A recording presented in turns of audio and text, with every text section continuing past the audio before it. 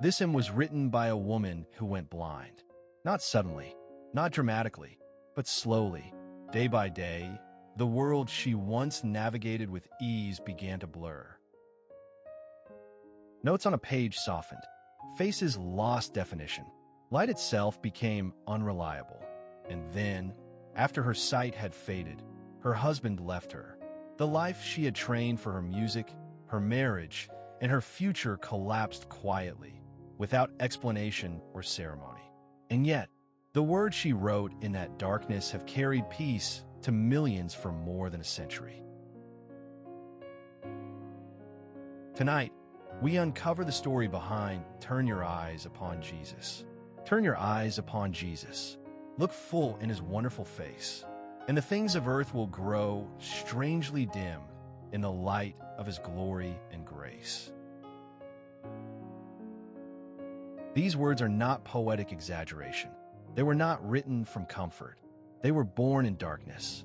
This hymn did not emerge from clarity, but from a life where vision, both physical and emotional, was slowly slipping away. And yet, it continues to guide weary hearts toward light.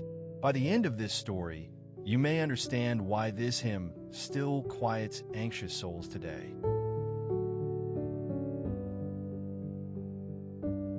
Helen Howarth Lemmel was born in England in 1863. From a young age, her life revolved around music. She possessed an uncommon gift, a voice shaped by discipline, a mind attuned to harmony, a heart drawn towards sacred expression. Music was not merely something she enjoyed. It was how she understood the world. She studied music seriously, training across Europe, immersing herself in classical form and structure. Her future felt certain. She would compose. She would teach. She would serve God through sound.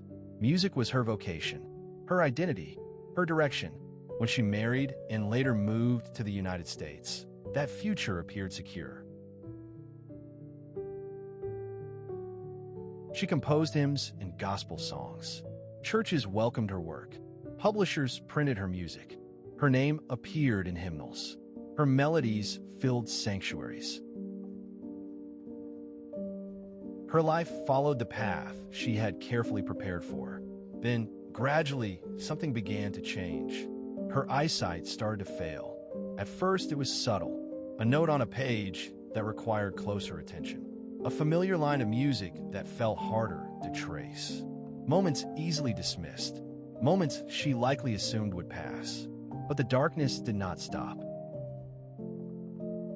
Over time, Helen lost her sight completely.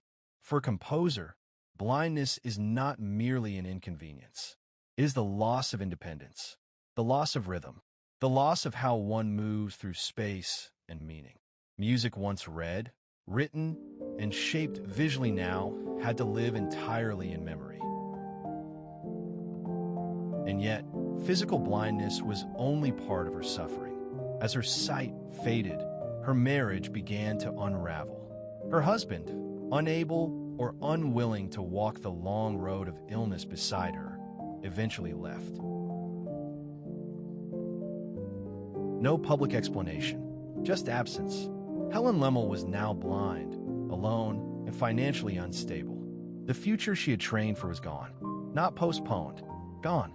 There is a particular kind of grief that comes when loss arrives slowly.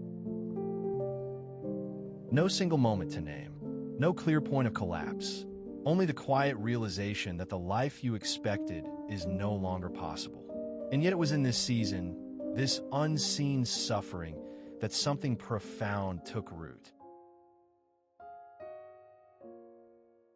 One day, Helen was given a small gospel tract written by missionary Lilias Trotter. It was not a sermon, not a theological argument, just a simple reflection. Inside was a sentence that pierced her heart. Turn your soul's vision to Jesus and look at him. Helen could no longer see the world around her, but she could still choose where her inner gaze rested. She later reflected that although her physical sight was gone, her spiritual vision was sharpening.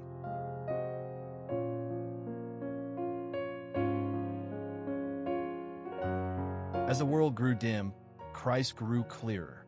And from that realization came a hymn not written in triumph, but in surrender. Turn your eyes upon Jesus. Look full in his wonderful face. These were not instructions offered from a distance. They were words written from survival. Helen was not telling others to do something she herself had not lived.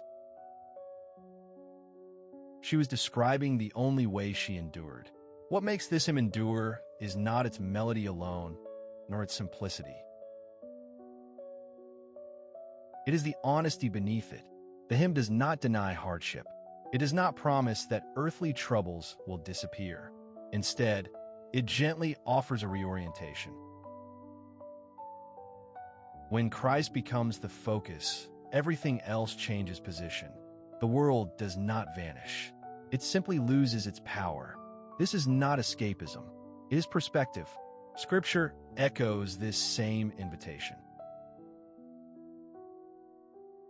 Hebrews urges believers to fix their eyes on Jesus, the author and finisher of faith. Not because the journey is easy, but because he endured suffering with purpose. Helen Lemmel understood this truth deeply. Her blindness did not weaken her faith. It refined it. She lived the remainder of her life in near obscurity.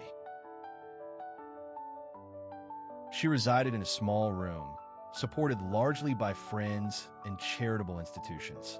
She never regained her sight. She never regained her marriage. But she did not lose her faith. She once wrote that the darkness around her forced her to listen more carefully to God, to Scripture, to grace. What the world took away, faith restored in another form.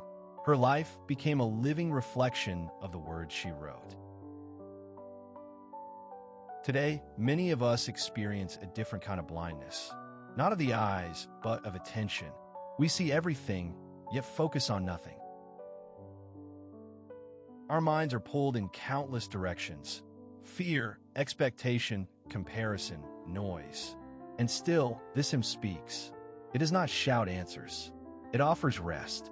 It does not argue. It reassures. It does not promise escape. It promises perspective. Helen Lemmel passed away in 1961 at the age of 98. She left behind hundreds of hymns. Most are forgotten, but this one endured, not because it was promoted, not because it followed trends, but because it was true, and truth has a way of surviving obscurity. Turn your eyes upon Jesus. Look full in his wonderful face, and the things of earth will grow strangely dim in the light of his glory and grace.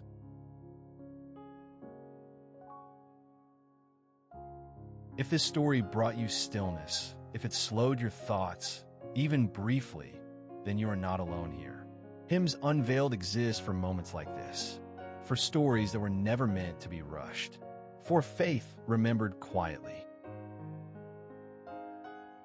If you would like to walk through more hymns like this, not as background noise, but as sacred history, you are welcome to stay. Many more stories are waiting to be uncovered. Join thousands rediscovering the hymns that changed the world. Click the full episode below and come be part of the journey. Share this story. Share this hymn. Share this hope. Invite someone who needs to hear it tonight.